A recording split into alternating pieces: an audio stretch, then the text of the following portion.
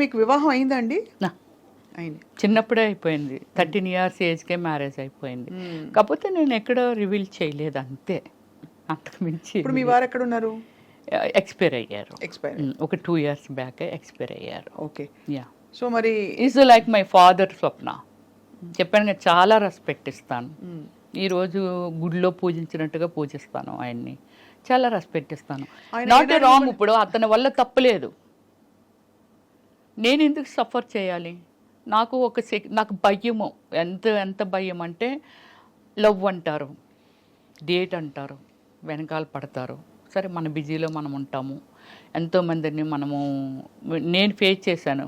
కృష్ణకుమార్ గారు 15 years gap అండి ఆమెకి, ఫీల్డ్ వదిలేసింది పూర్తిగా. బెంగళూరులో ఆమె పెద్ద ఎస్టేట్ ఉంటుంది, తెలుసు, నేను వెళ్ళానుగా. వెళ్ళారా? ఇంటర్వ్యూ చేశారా? సో లైక్ నా కూతురు వాడిని కేఆర్ విజయ్ గారు అంతే నన్ను పెంచుకుంటామనే వాళ్ళండి.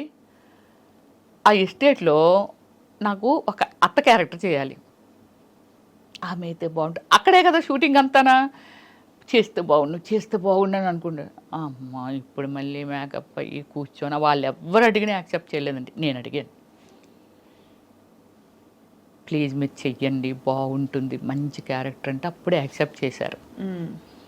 డైలీ లంచ్ ఆవిడ ఇంట్లోనే, ఆ ఎదురుగానే సావుకార్ జానకి గారు వెళ్ళారా? బాగా వర్షించని ఒక మూవీ అనమాట, అద్భుతమైన మూవీ. అలాగే మలయాళంలో ఒక మూవీ చేశాను, ఆ మూవీకి నాకు అవార్డు వచ్చింది. సో అలాగే ఏమిటంటే వాళ్ళందరూ మాట్లాడుతుండేవాళ్ళు వీటి గురించి, ఏంటో వస్తున్నారు, ఏదో అయిపోతున్నారు. అప్పుడు మన శశికళ గారు ఏదండి ఆమె, కాంచనా గారు, ఎందుకు అలా మాటల్లో వస్తూ అవతల వెనక వైపు, మీరు స్విమ్మింగ్ పూల్ చూసారటు? చూసాను. అక్కడ కుర్చీలు వేసుకొని కూర్చున్నాం. కూర్చుంటే ఇవన్నీ చెప్పేవారు, వీళ్ళు ఎలాగ అయిపోయారు, అలా అలాగైపోయారు, సావిత్రి గారు ఎలాగ అయిపోయారు, ఇవన్నీ అని. ఏమిటి అని అంటే, ఎవరినో నమ్మితే కదా అలాగైంది.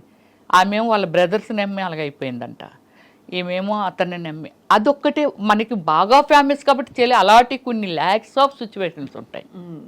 చాలా కరెక్ట్గా చెప్పారు మీరు. అంటే కానీ ఆ వయసులో మీరు అంత తెలుసుకుని దాన్ని అమలుపరచడమే పెద్ద విషయం. అదే గ్రేట్. అదే గ్రేట్. ఎందుకంటే ఒకటి, సరే మీ వారితో మీకు అనుబంధం ఉన్నా, ఒక రెస్పెక్ట్ ఉన్నా, ఏమున్నా కూడా మీరు యాక్ట్ చేయడం ఆయన ఆపలేదు ఎప్పుడు. లేదు, నాకు ఎప్పుడు ఏది అభ్యంతరం చెప్పలేదు. అది గొప్ప విషయం. మీరు కూడా ఇండస్ట్రీకి వచ్చేసి టెంప్ట్ అయిపోయి ఇంకో దారిలోకి వెళ్ళిపోయి, అంటే నేను తప్పు రైట్ అని చెప్పట్లేదు, ఎవరి జీవితానికి వాళ్ళు బాధ్యులు. డెఫినెట్లీ.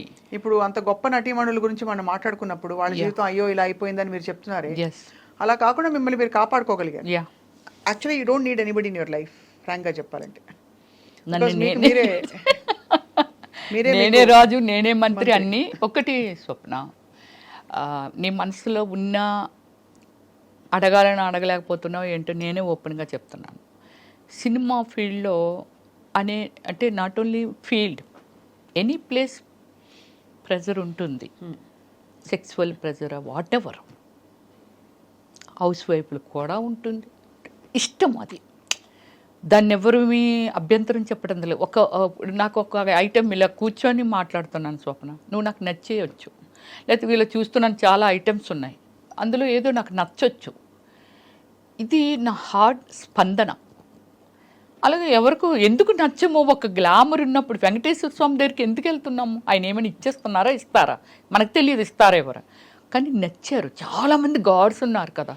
కానీ ఐహిక సుఖాలకి దైవిక సుఖాలకి, దైవిక ఆనందానికి తేడా ఉంది కదా. ఉంది. ఎగ్జాంపుల్ చెప్తున్నాను అంతే. అలాగా మనకి ఏమిటంటే, మనం నచ్చిన వాళ్ళు పాపం ఎంతో మంది ఉండొచ్చు, దాన్ని ఎక్స్పెక్ట్ చేయడంలో తప్పులేదు, కానీ బలవంతం పెట్టకూడదు.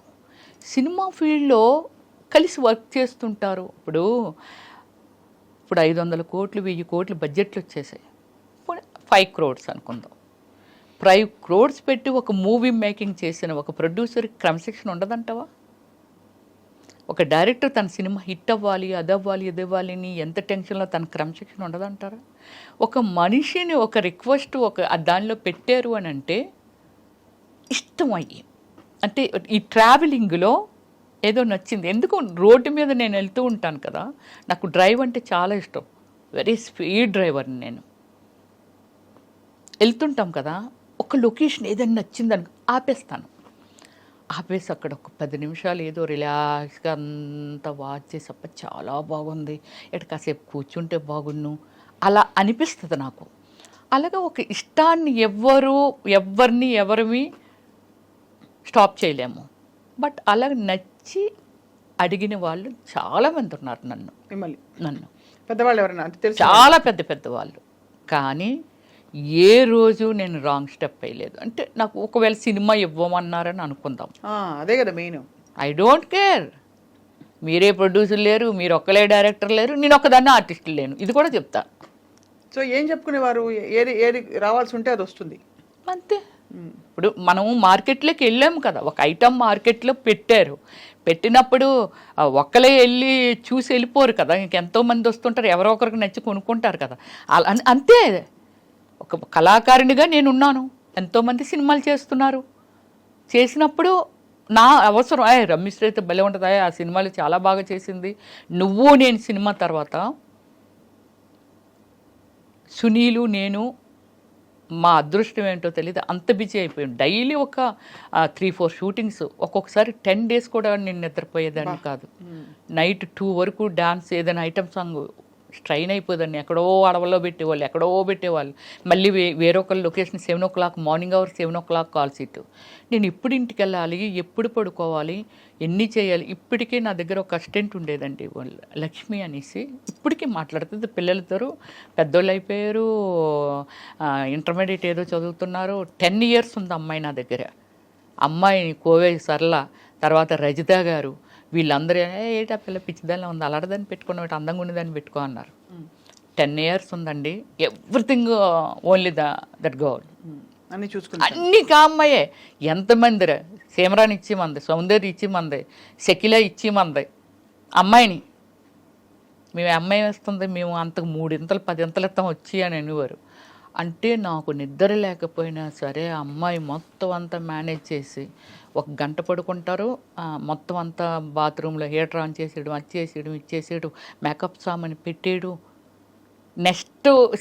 నెక్స్ట్ సినిమా ఏంటి, నా ఏం డ్రెస్ వేస్తాను, ఎలాగేస్తాను, దానికి షేడ్లు కూడా అమ్మాయికి వచ్చేసాయి. అంటే ఈ షేడ్ వేస్తారు మేడం గారు, ఈ కలర్ చీర కడతానన్నారని.